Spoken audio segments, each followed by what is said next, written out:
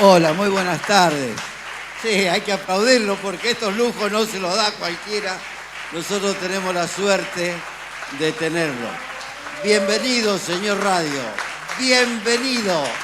Es un placer tenerlo este día, en el Día del Locutor, en estos estudios del multimedio. Difícil empezar una charla en estos tiempos difíciles de la Argentina.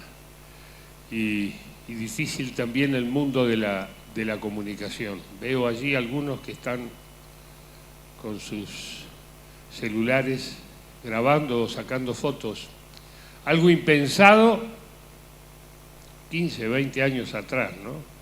Hasta que le metieron la camarita al celular, porque antes era como un teléfono, enviábamos textos y de pronto se convirtió, más que en la herramienta de nuestras vidas, en nuestro dueño, en nuestro jefe, en nuestro monitor, en nuestro policía, en nuestro despertador y en tantas cosas más. Le vamos entregando el alma de a poquito. Y yo estoy como en una especie de cruzada contra la entrega del alma al algoritmo, a las grandes corporaciones que manejan, sin preguntar, obviamente, sin siquiera debatir el devenir de la humanidad. Estamos viviendo tiempos muy difíciles. Una cooperativa debiera ser, es, en esencia, un lugar donde se concentran las energías de una sociedad, de una comunidad, para llevar adelante un objetivo. Yo soy de San Pedro, en provincia de Buenos Aires. Allí tenemos la COPSER, que también es la cooperativa de servicios, es la cooperativa eléctrica y brinda cantidad de servicios a la población y no depende de los organismos centrales. En esta vicisitud estamos transitando los argentinos un cambio de paradigma, no solamente nosotros, el mundo todo, donde hay una transferencia fantástica de todo, de poder, de dinero, de capacidades, de voluntades, y la cosa se vuelve complicada para muchos y menos complicada para pocos. Pero esperemos que las nuevas generaciones, hoy no veo muchos niños aquí, pero es horario escolar, seguramente, esperemos que las nuevas generaciones agarren el buen camino y, como siempre ha pasado en la historia de la humanidad, ese camino nos lleve a una vida un poco más placentera, un poco más relajada, no tan complicada con el día a día.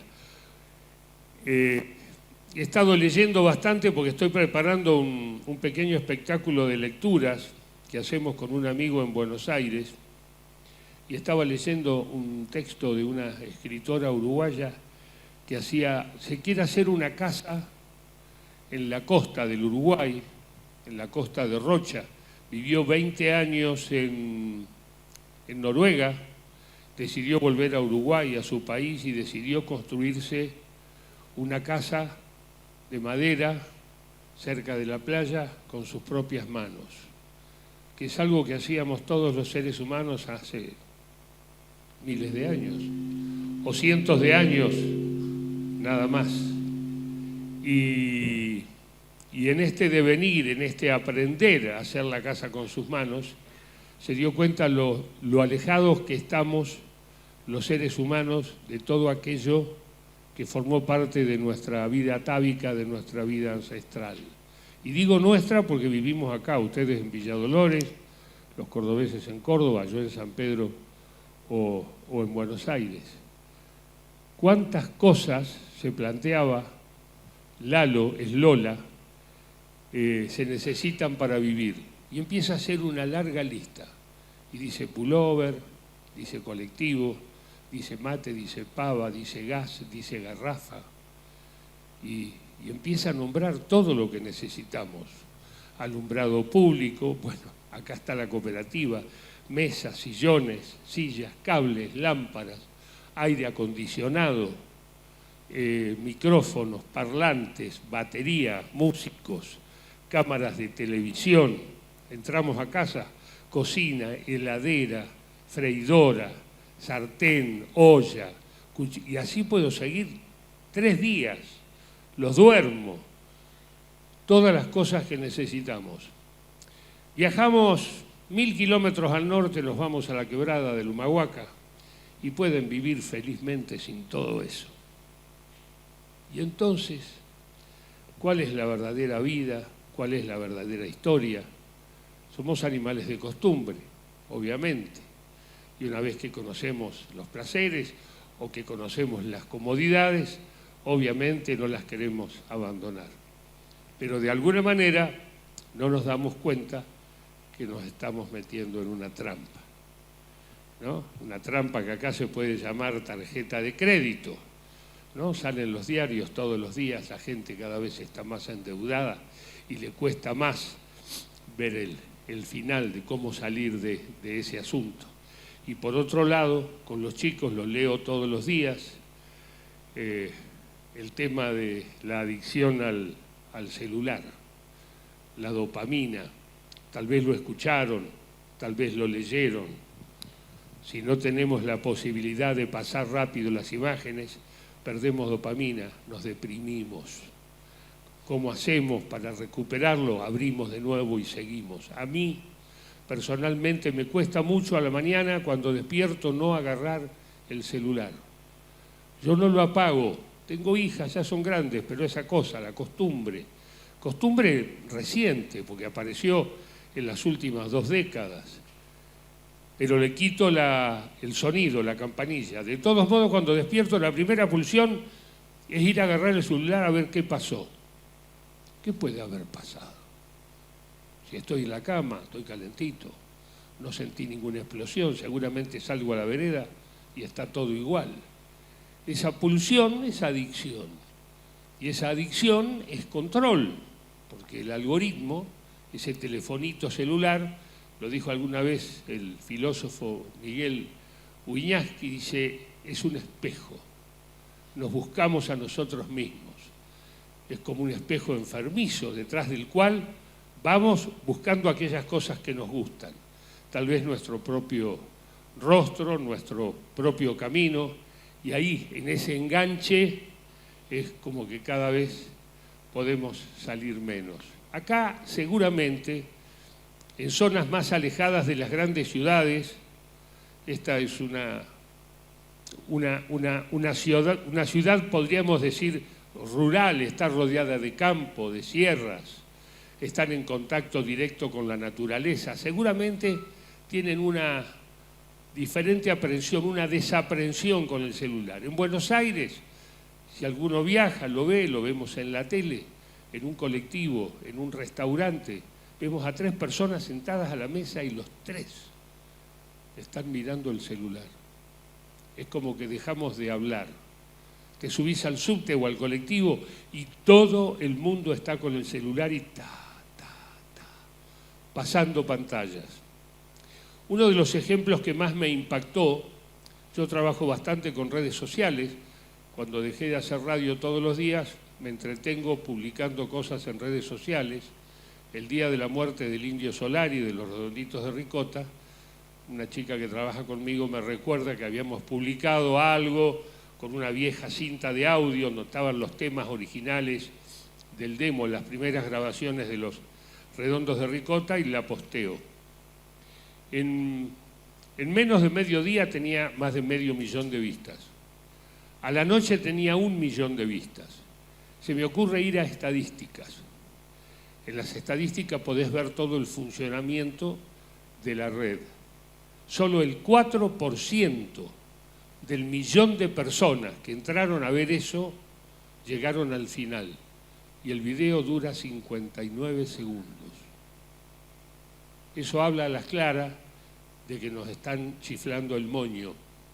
No hay ninguna duda, porque hay una ansiedad generada por el sistema de ir y de ver, y no somos capaces de mantener la atención más de 15 o 20 segundos. No vine aquí a amargarlos, pero me salió así.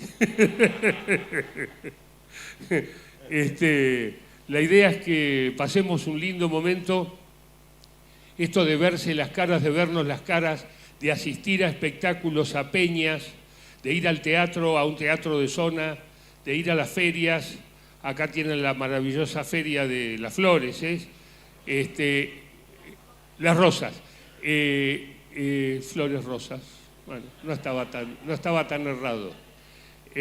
Salvo que ahora nos cambien la cosa y la rosa ya no sea rosa o la flor no sea flor.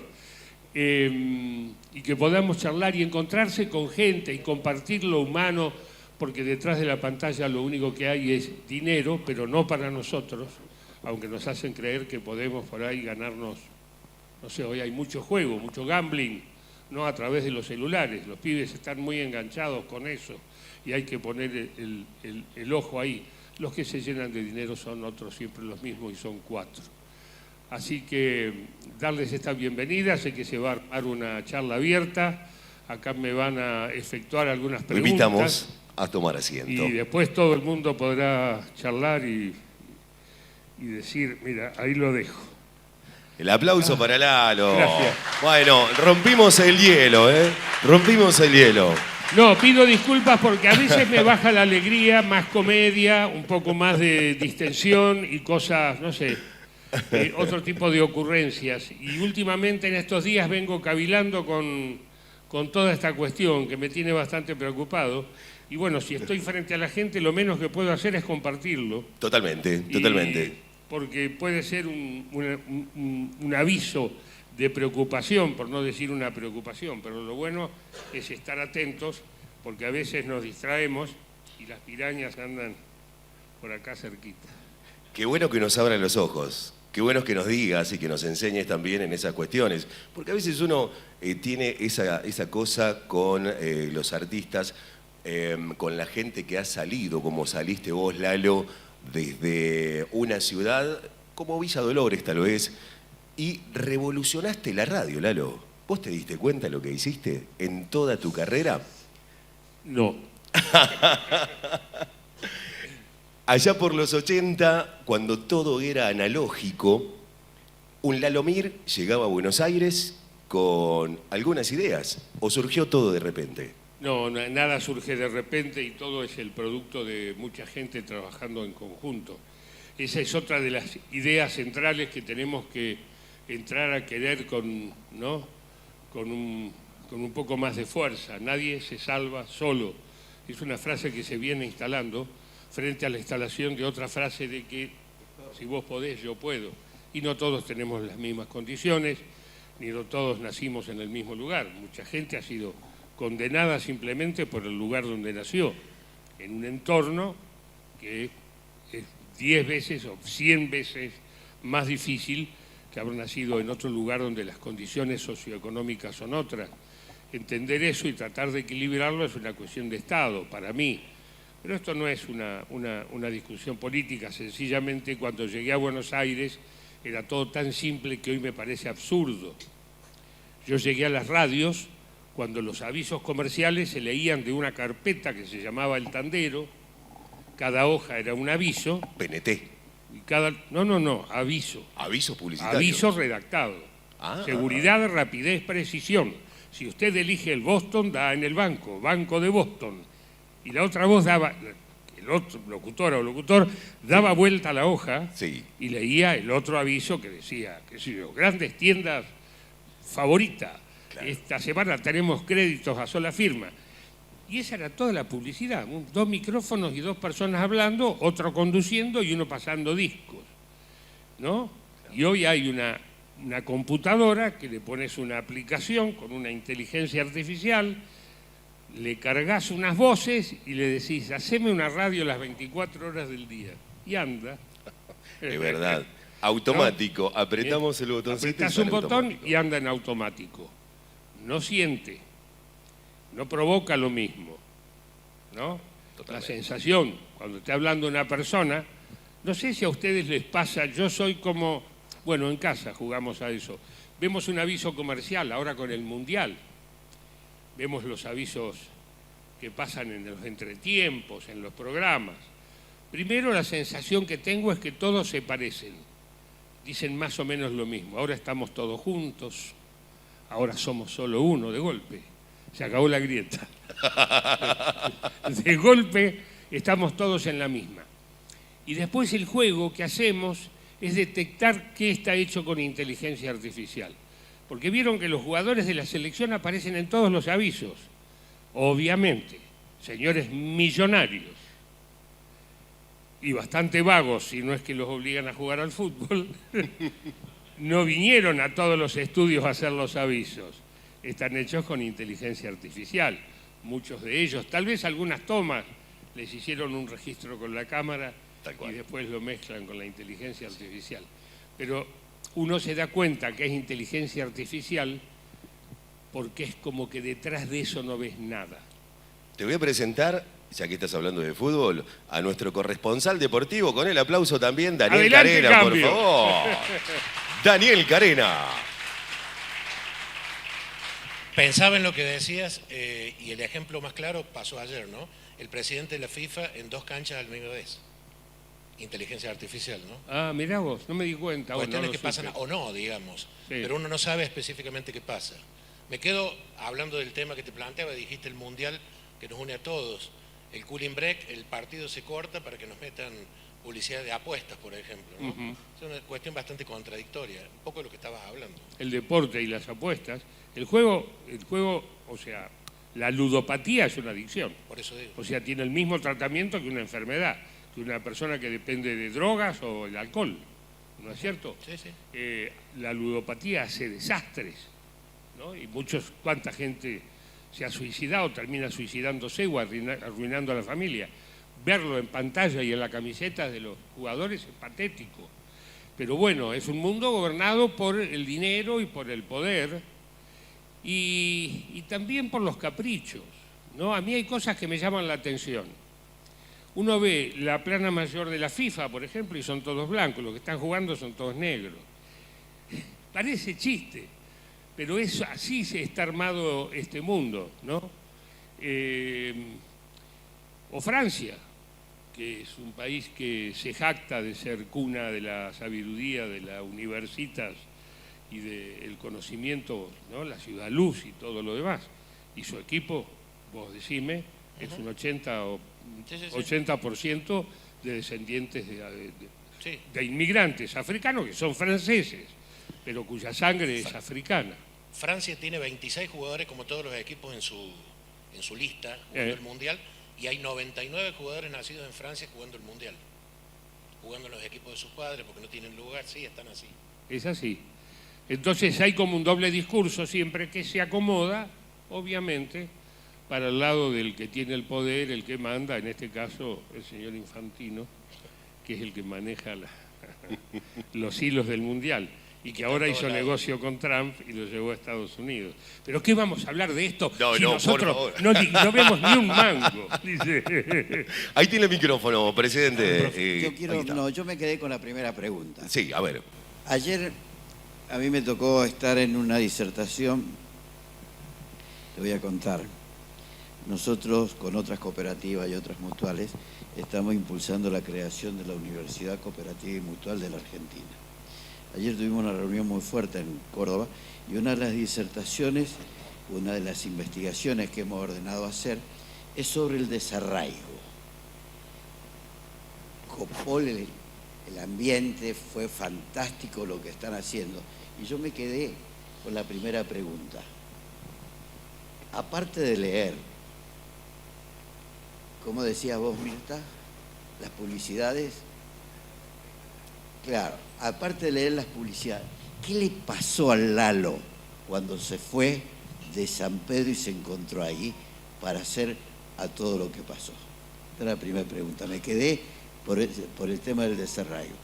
Y después, si te acordás, no se te corre el coágulo, y yo lo voy a decir ahora porque a mí se me va a correr y me voy a olvidar la pregunta, lo que se siente estar enfrente, para mí, una de las mayores voces que he escuchado, de amigazo, Rubén Juárez o la Negra Varela, cuando en el estudio los recibías y te los enfrentabas. Vos que los conociste a todos, que los viviste a todos, que los visibilizaste a todos, tener que volver a preguntarles las cosas para que ellos se desnuden en un programa de televisión. Bueno, es un relato largo, tómense su tiempo. Salgo de San Pedro y llego a Buenos Aires a estudiar la carrera de locución, porque otros... San Pedro es una ciudad que dio locutores, así como Arrecifes dio corredores de auto, o hay un lugar en Córdoba donde se fabrican prácticamente, que no me acuerdo de la ciudad, todas las pelotas de fútbol que se usan. Belville. Digo, no, esas cosas que se dan por simpatía. Claro, hay un corredor de autos en Arrecifes, estaba Di Palma antes, estuvo no sé quién, y se genera una corriente, ¿no es cierto?, que tiene que ver con chicos que ven que es posible.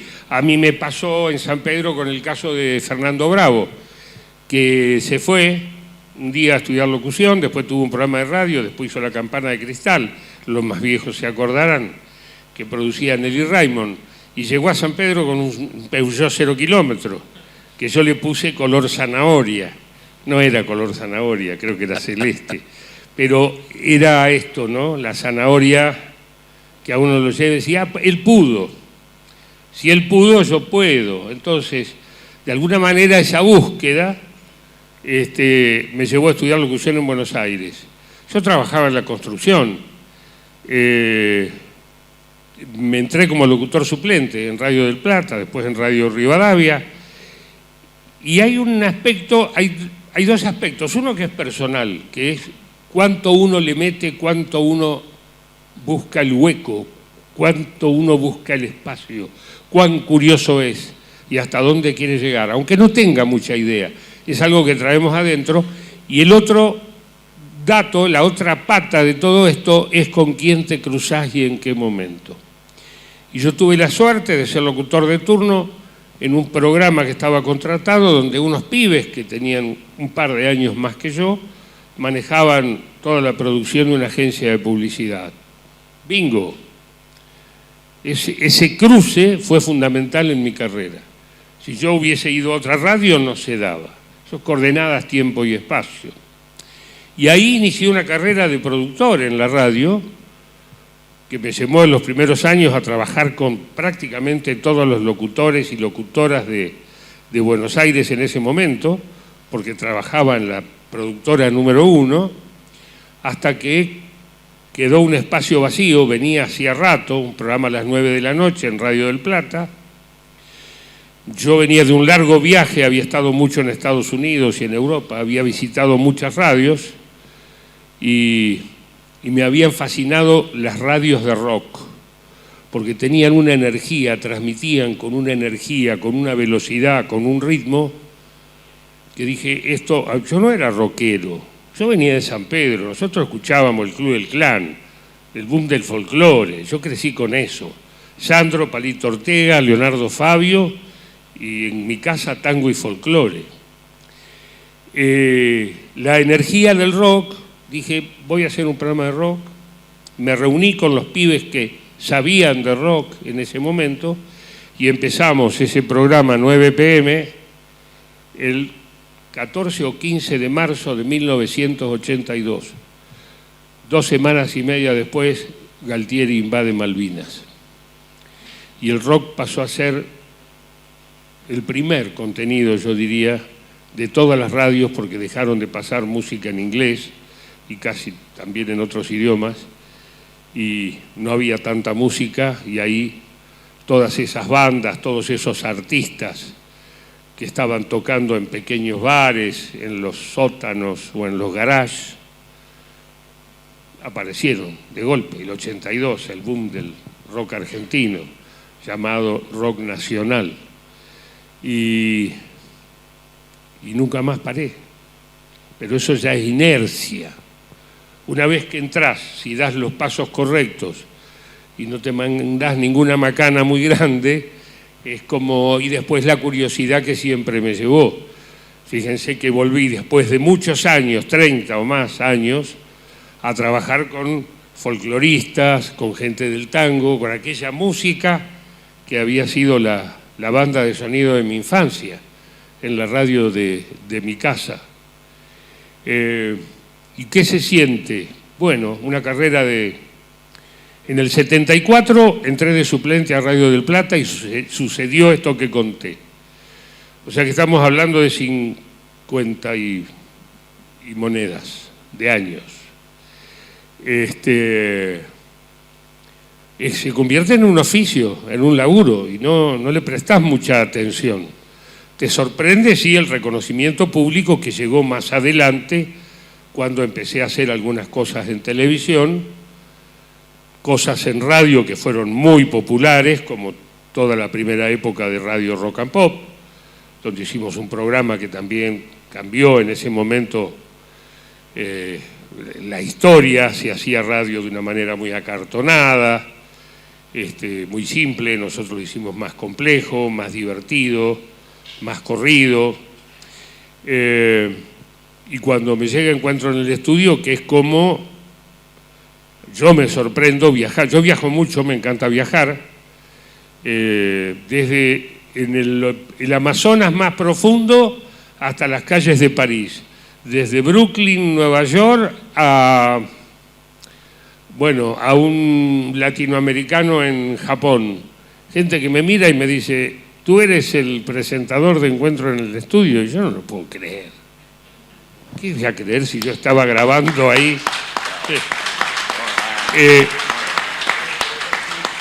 Y ese programa nació por inquietud de unos compañeros productores que habían hecho conmigo un programa en Canal 7 que duró 3 años, La vida es arte, un programa de artes visuales. A mí me encantan las artes visuales. Yo soy curioso, a mí me gusta todo, quiero saber todo, quiero investigar todo.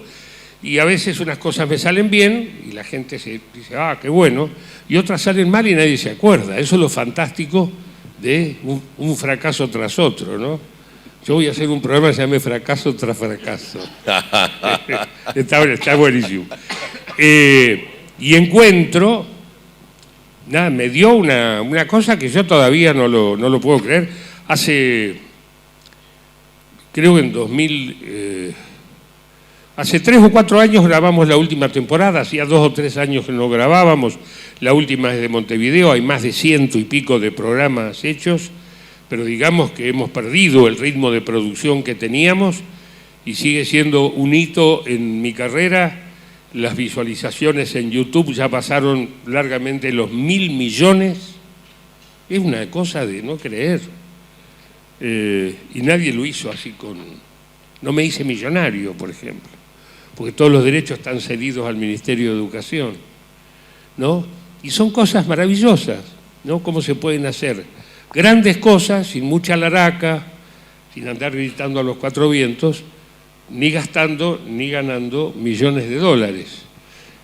Gastarlos no, pero ganarlos por ahí me hubiese convenido. Me imagino la casa de Lalo, pero materiales en vinilo, en cassette. Te sigo en las redes sociales y vi que hace poco publicaste un material de Los Redonditos de Ricota en cinta abierta. El que contaba que la gente hablando. Que se vio, ahora está por 1,5 millones, 1.700.000. Si mirás la estadística, solo el 4% lo ve hasta el final. Claro. Y dura 59 segundos. Claro, sí. O sea, no es que vas a perderte la vida. Sí. Además, creo que es la intro de Mariposa Pontiac. La introducción de Mariposa Pontiac. Y yo voy contando que eso está en una cinta de YouTube. Tal cual. ¿Qué apuro? ¿Qué es esta urgencia de que a los 10 segundos tenés que volar todo? Bueno, pero es algo que nos está sucediendo a nosotros. No es mi video, es la vida. No soportamos, no tenemos tiempo para nada. ¿Y qué tenemos que hacer? Si le pregunto a cada uno, ¿cuánto tenés que hacer hoy? Sí, bueno, hay que trabajar, hay que cocinar. Pero ese apuro es una enajenación mental, en realidad. Uno podría tranquilamente diagramar su vida de una manera mucho más simple. Ahora, si estamos 4 horas mirando la pantallita y 7 horas dormís, ponele, ya te quedan 12, 13. Y digo 4 horas la pantallita, hay personas, yo tengo amigos, conocidos en mi casa, que por ahí son más horas. Ahora hay un contador, viste, en los teléfonos que te dice cuánto tiempo estuviste mirando la pantalla. El otro fenómeno, que me parece increíble, están viendo a, no sé, el artista que más te guste, ¿no? Y lo están viendo a través de, están todos los teléfonos, nadie está mirando y escuchando, están concentrados, estamos concentrados en la pantalla, que no desenfoque, si me acerco con el zoom, si me alejo. ¿Estoy viendo y escuchando el show o estoy manejando un aparato? Porque la capacidad es una, la atención es una, la estoy repartiendo, la estoy dividiendo.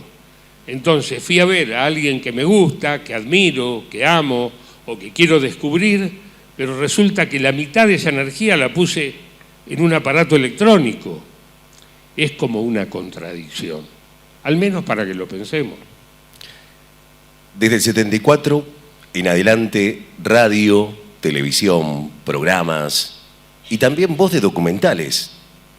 Te he escuchado en documentales. Sí, bueno, ahora yo dejé de hacer radio en vivo, hace 2018 fue el último programa en vivo, y a partir de 2019, ya van como 6 años, no voy todos los días a la radio, trabajo en 2 radios, trabajo en 3 medios, pero todo es on demand, es decir, tengo grabaciones, el estudio, que es una pequeña salita, está en mi casa, muy rara vez voy a un estudio de grabación, y las redes sociales me mantuvieron en el escenario, de alguna manera, al no estar en la radio todos los días. La pandemia me ayudó mucho porque empecé a transmitir en vivo a través de redes sociales, a través de Instagram. Se generó una gran comunidad de antiguos oyentes o oyentes anteriores de las radios que me siguieron en los vivos que hacíamos en Instagram.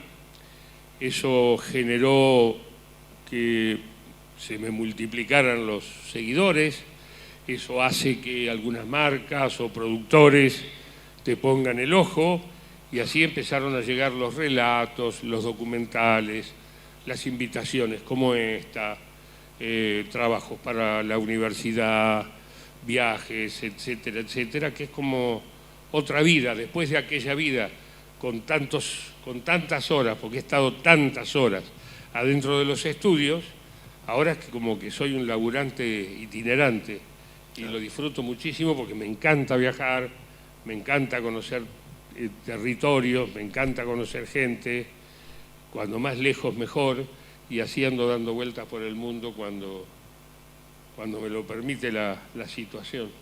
Qué bueno.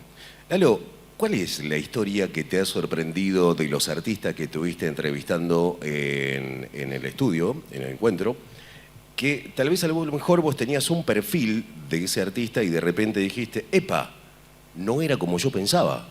Bueno, a quien conocía, porque lo había entrevistado varias veces, pero dentro del programa, siempre fueron entrevistas de 10, 15 minutos en la radio. Rubén Juárez, que lo nombraste. Rubén vino varias veces a los programas de radio que yo conducía y era sí, una persona muy dada, venía con su bandoneón, el bandoneón blanco, y le pedías que toque y tocaba y cantaba, una persona muy abierta, muy generosa.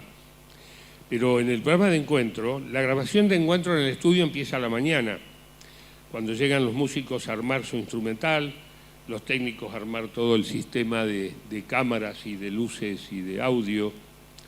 Después hay una prueba de sonido, después llega el artista principal, si no es que llegó primero porque forma parte de todo ese armado. Ahí llego yo, se ensaya, se prueba todo, se come, se toma café y después arranca la grabación de la música. Se graban todos los temas musicales 2 veces, 3 veces. Lo mínimo son 2 tomas, para tener 2 tomas de cámara, ¿no? Las cámaras cambian su ubicación, entonces con 4 cámaras, después de 2 pasadas, es como si tuvieras 8. Eso lo hace más rico visualmente. y además que se pueden corregir algunas cosas de la interpretación.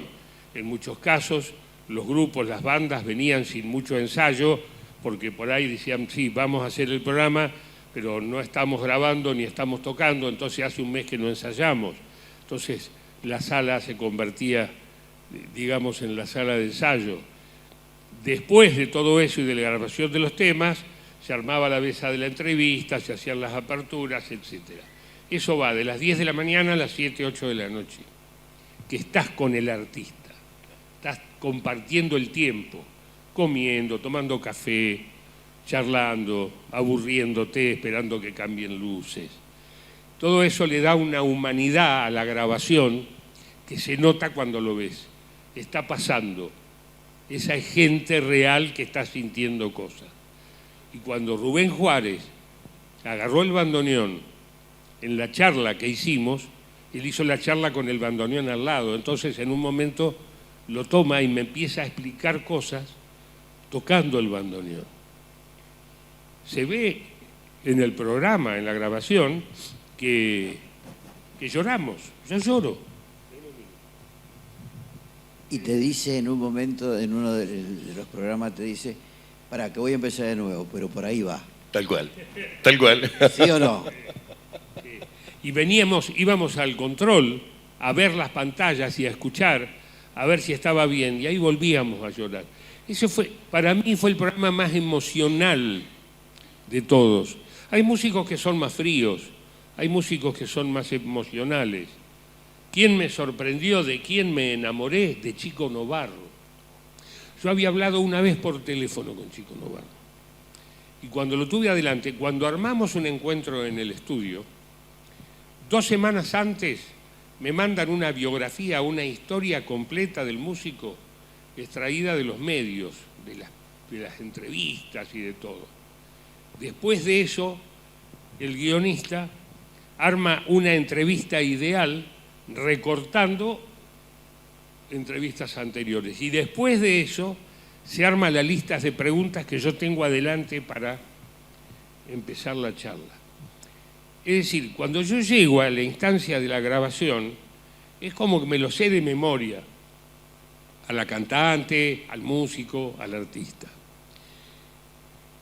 Y sabía quién era Chico Novarro. Y yo crecí con Chico Novarro porque él era el Club del Clan, era el Camaleón, ¿no? Sombrero de Paja. Es el autor con seudónimo de casi todos los éxitos del Club del Clan. Firmaba con otros nombres para que no vayan a pedirle plata a la casa. No sé, pero verdad.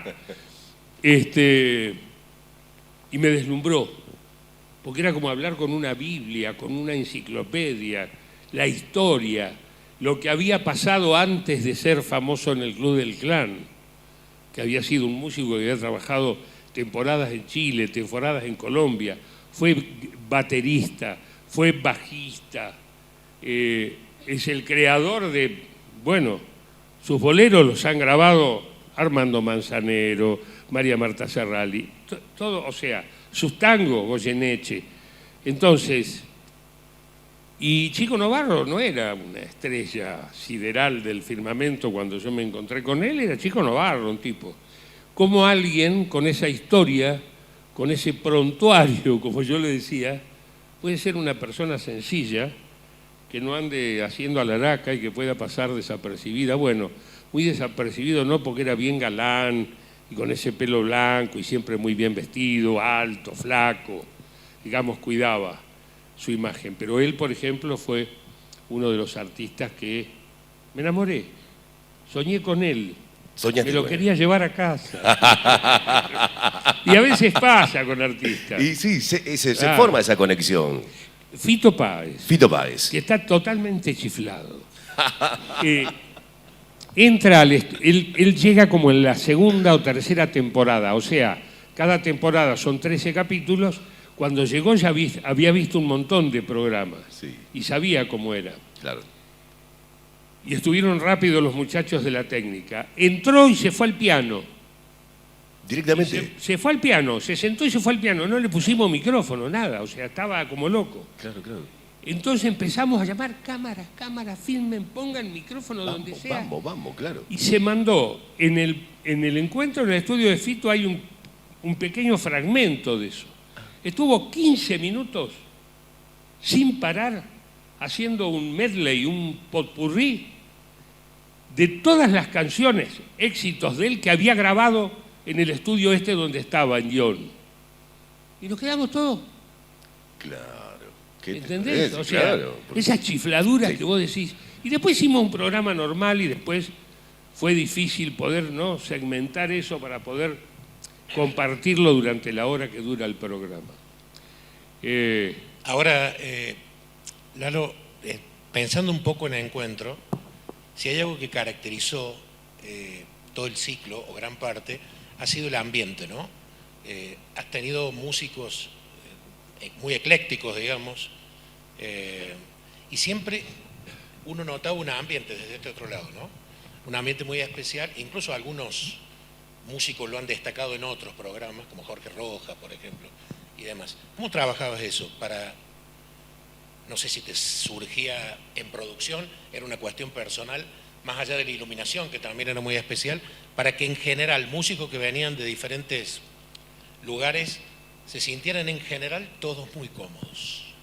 Lo hemos pensado mucho con Gudi y con Ariel, que eran mis compañeros, son directores, ambos dos directores, productores de Encuentro en el Estudio, que son ellos me buscan a mí y me dicen queremos hacer este programa. Habíamos trabajado juntos en otra cosa. Buscábamos un programa, hacer un programa. Íbamos a Canal Encuentro. Canal Encuentro era nuevo y era un canal que estaba orientado a la divulgación de la educación, o sea, un programa de cultura y educación. Y una de las primeras cosas que charlamos tiene que ser una clase. El programa tiene que ser una clase, como si vos fueras a la escuela y tomás una clase de Fito Páez, de Chico Novarro, de Rubén Juárez, de La Renga, de Divididos. Pero no tiene que ser una clase, no tenemos que decir es una clase. Deben suceder las cosas de manera tal que todos aquellos que estamos viendo el programa desentrañamos el alma de cómo se hace. Y eso es una clase. Si vos ves cómo alguien hace lo que hace, ¿no? Ver los hilos, de alguna manera.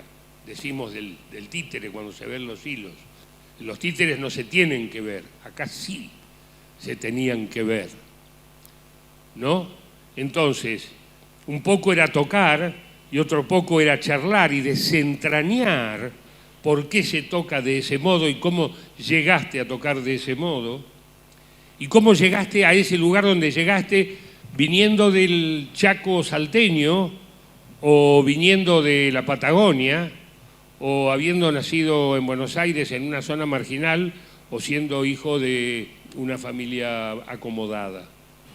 Eso también está dentro de la clase.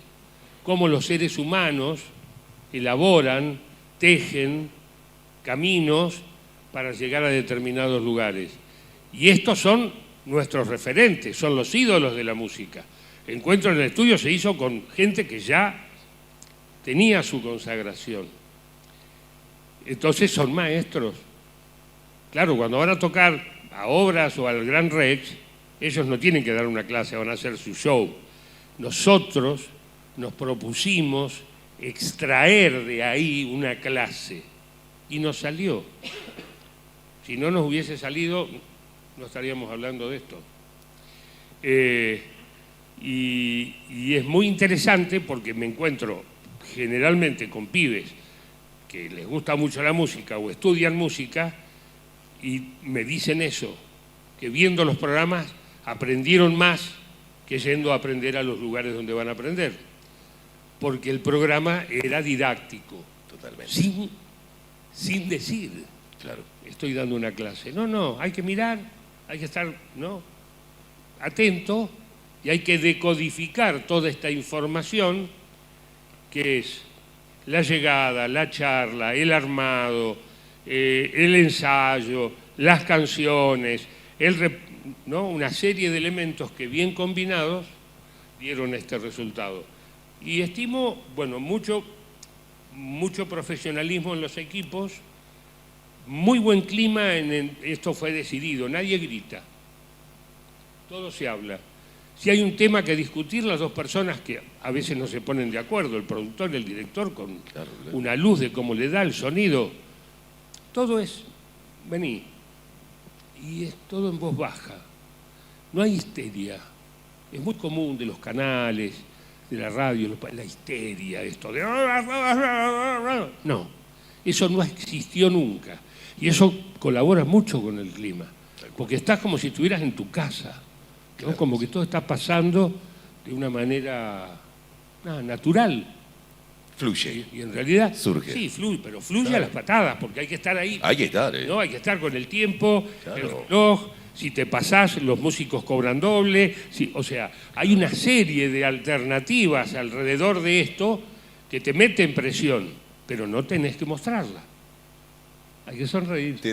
La presión está dentro del bolsillo. Y ese es un poco el secreto. Un gusto, Lalo. La verdad que, bueno, estar acá es un sueño de conocerte, de conocer tu voz desde chiquita. Yo soy de Buenos Aires. ¿Cómo ves la profesión de los locutores hoy, ¿no? Yo a veces escucho y comparo cómo se hablaba antes en publicidades anteriores, ¿no? De los años, qué sé yo, 70, 80, a cómo se habla hoy, tanto en las publicidades como en la radio. ¿Cómo lo ves? Lo veo cambiando, pero siempre cambió.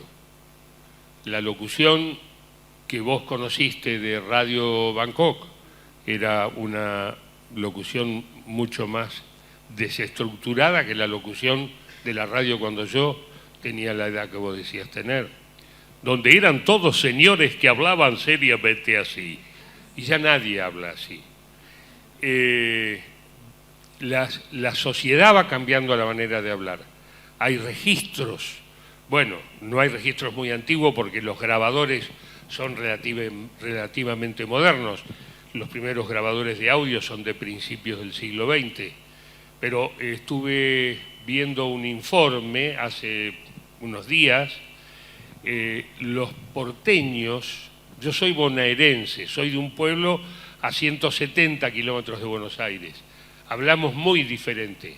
Nosotros decimos los ojos, no decimos los ojos, y te como es, en lugar de viste cómo es. El porteño de los años 30, 40, y escuché una grabación y es increíble, tenían todos acento tano, como esta cosa de, viste, vení para allá, que Tano Nápoles, Tano Sur,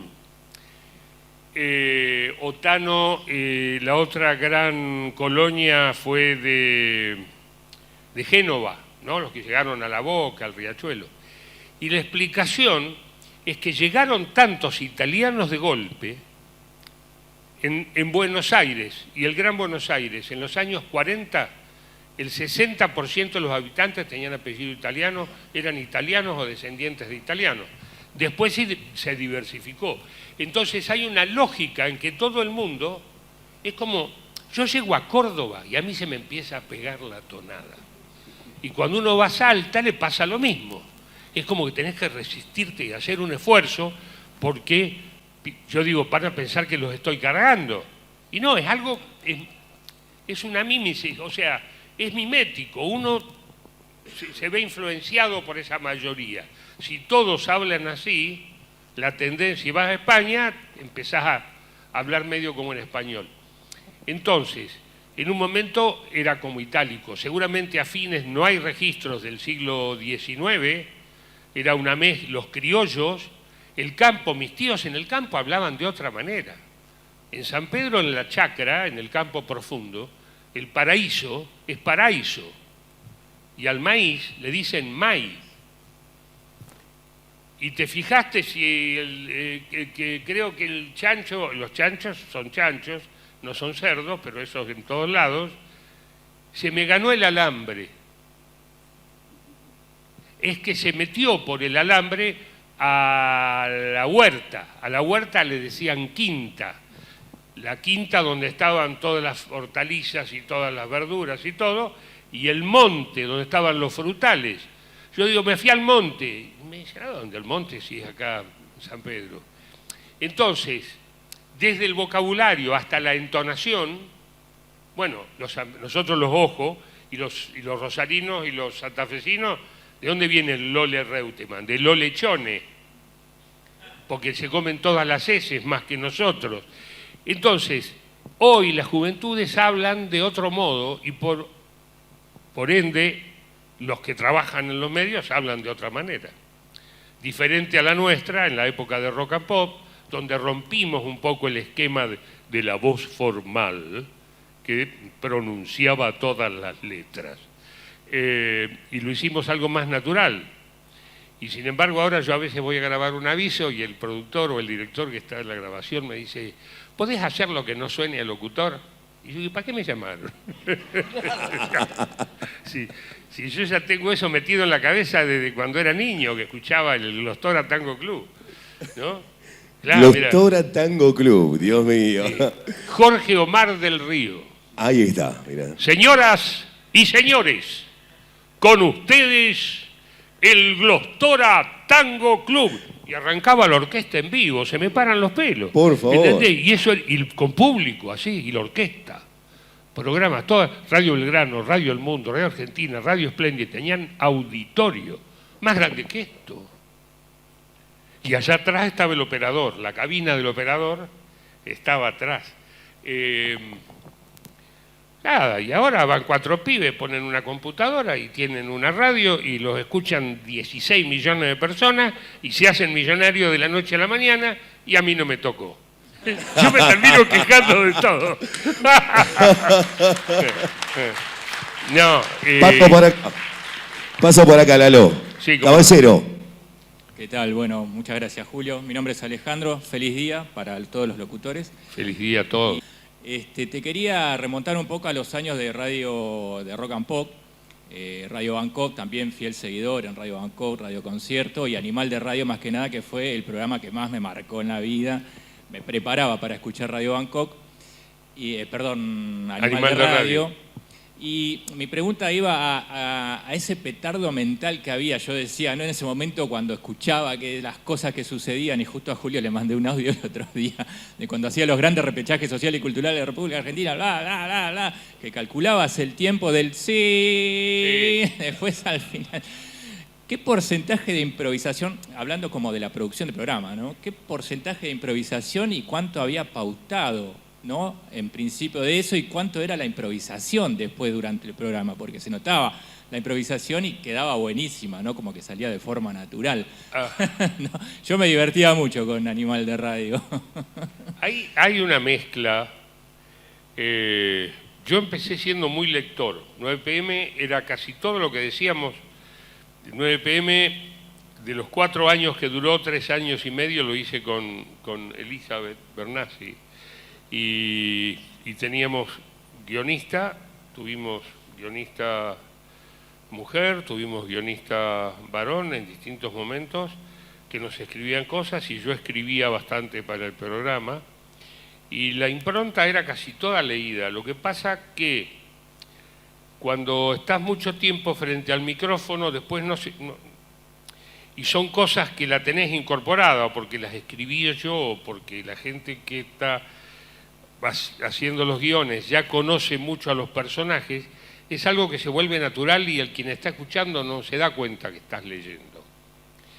Pero en general necesito tener un libro, necesito que esté escrito, aunque sea una lista de temas y una ayuda a memoria, para después sobre eso poder salirme e improvisar.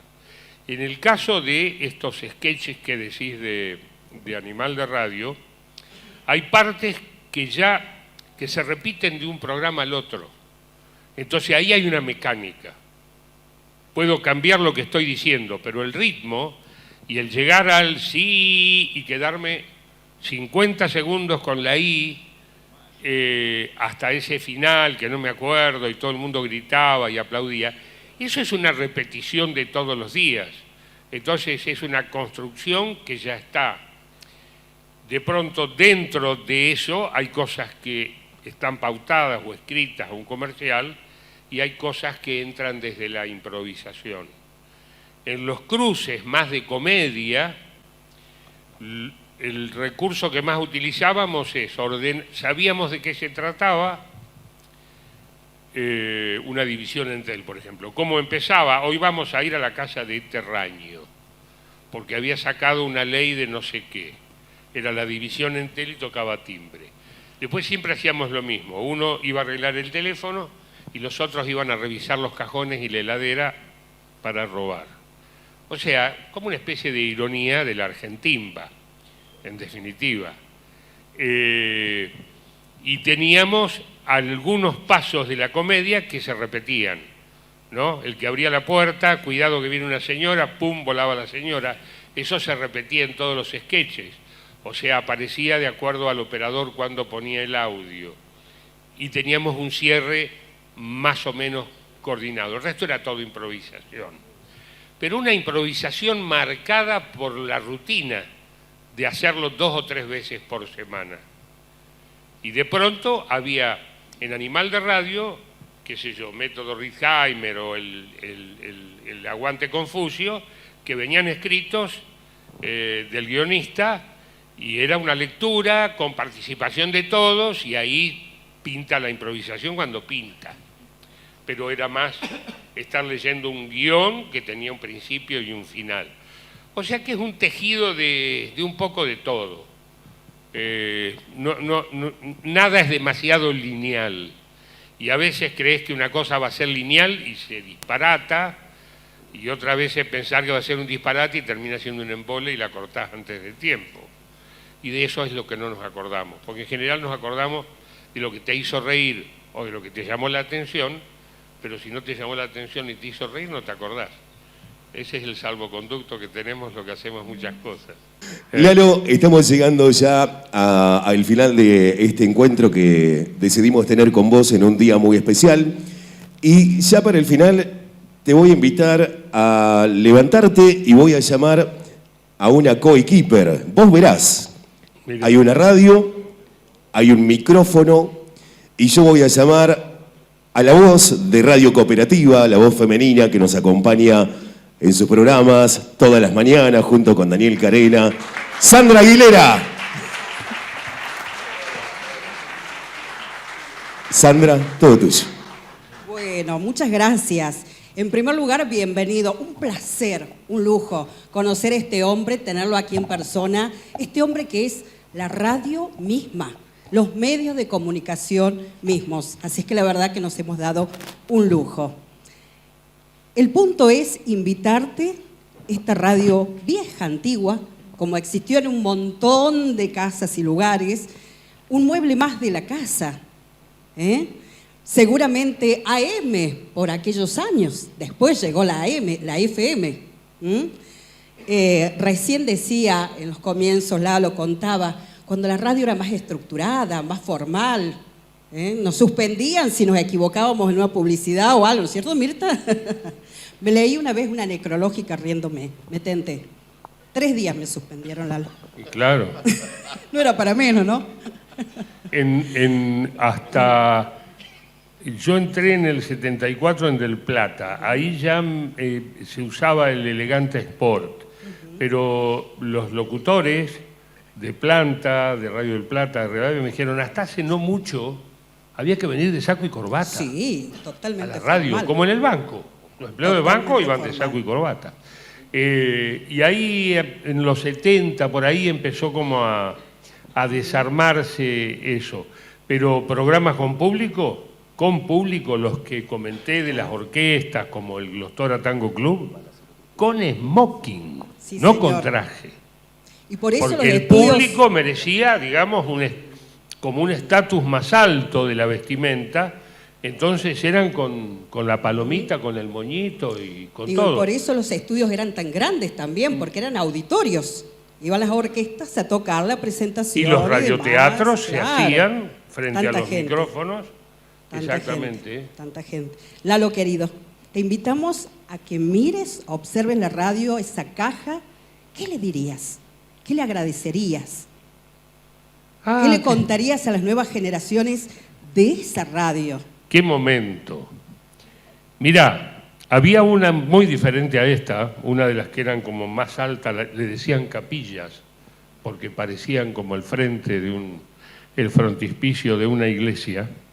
Era la que había en el campo de mis tíos, donde había nacido mi madre. No había electricidad, funcionaba con una batería de auto. No recuerdo cuánto duraba la batería, me recuerdo los cables y las pinzas en los bornes. La mamá, que fue la madrastra de mi madre, la segunda esposa de mi abuelo, que fue la única que conocí de esa generación, porque mi abuelo murió cuando yo tenía 1 mes y mi abuela, la mamá de mi madre, murió mucho antes. La mamá, Juanita, que hablaba cocoliche, nunca aprendió muy bien a hablar el español. Cuando se iban todos los de la casa, 5 de la mañana, todos arriba, 6 de la mañana, verano, todo el mundo en el campo, trabajando, y ella se quedaba a hacer las cosas de la casa con Chicha, una de mis tías, que era la hermana menor de mi madre. Y cuando se iban todos, la radio quedaba andando, y ella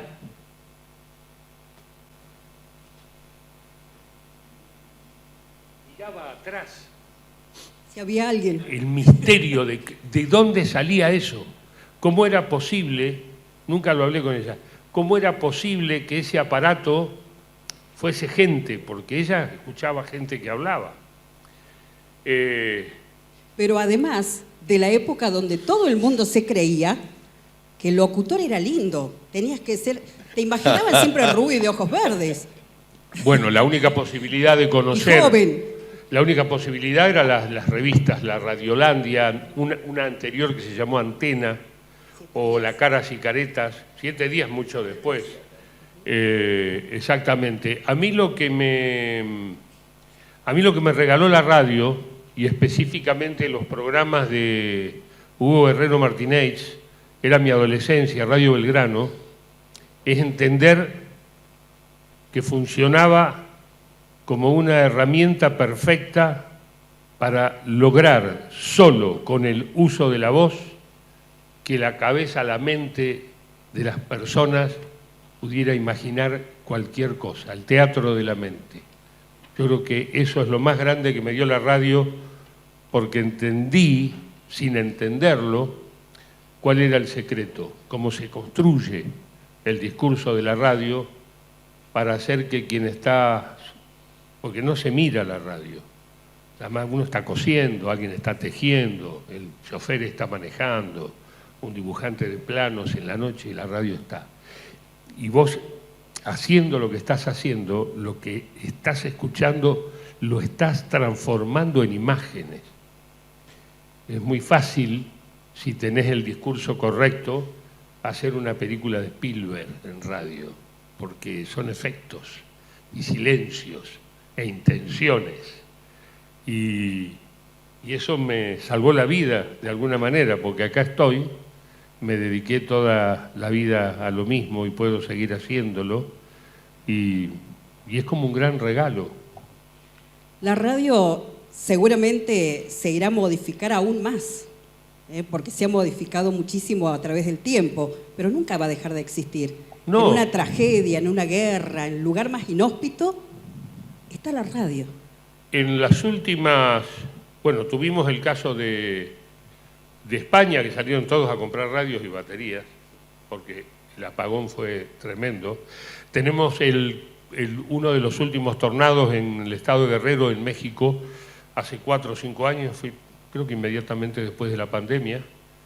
2 o 3 estados mexicanos quedaron incomunicados por días, y toda la comunicación de la emergencia se realizó a través de los radioexistas, los radioaficionados, que se conectaban con las radios. En caso de un apagón muy grande, lo más fácil de hacer funcionar es una radio. Una radio de pueblo, como la que tenemos en San Pedro, tiene 250 vatios, con una plancha de fotocélulas la hago andar. Y después, bueno, que alguien tenga las pilas o las baterías o el cargador con otro en algún lugar.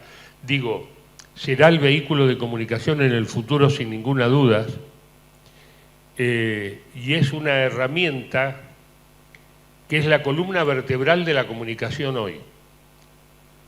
Cuando tenemos el teléfono y vemos a los chicos haciendo streaming, están haciendo radio, están llegando a nosotros con su palabra o están haciendo televisión, porque los vemos. La radio es como el microscopio, como la imprenta, ya cada vez se lee menos en papel, pero la base de la construcción de lo que leemos es la imprenta. Y los científicos no usan más el microscopio. Son unas máquinas, computadoras, con unas pantallas de alta definición. Uno va a la Pampa del Leoncito, tenemos el observatorio más grande de la Argentina y nadie usa el telescopio. Anda solo.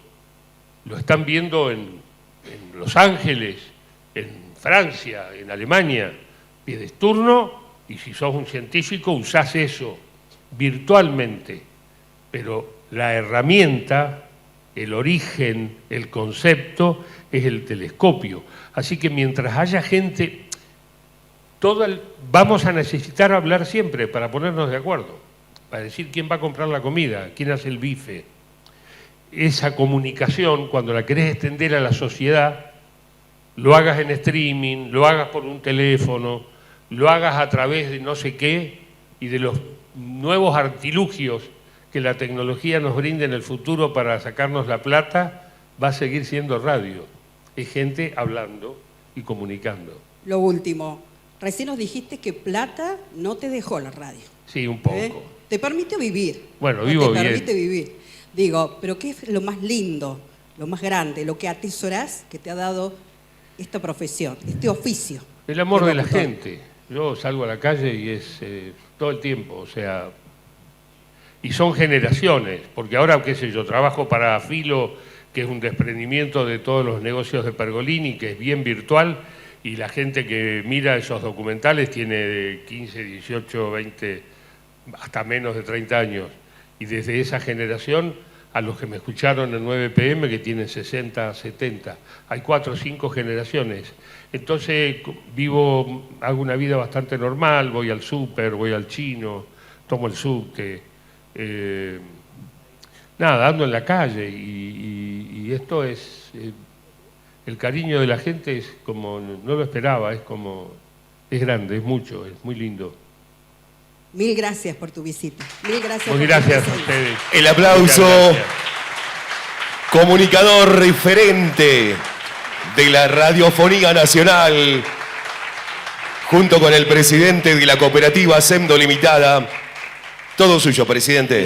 Te voy a agradecer infinitamente la presencia y este viaje que hemos hecho, porque nos invita a renovar el afecto y el respeto por los locutores, no en el día, sino en la profesión. Y en lo particular, me acordé de Juan Carlos Carboni. LB4 San Rafael, el mismo oficio que vos, no en el rock, sino en la música nacional. Y hacía, era muy de los Beatles, muy de Sandro. Usted debe estar escuchando de más. Seguramente. Gracias a los músicos. Muchas gracias. Un día fantástico. Y gracias a todos.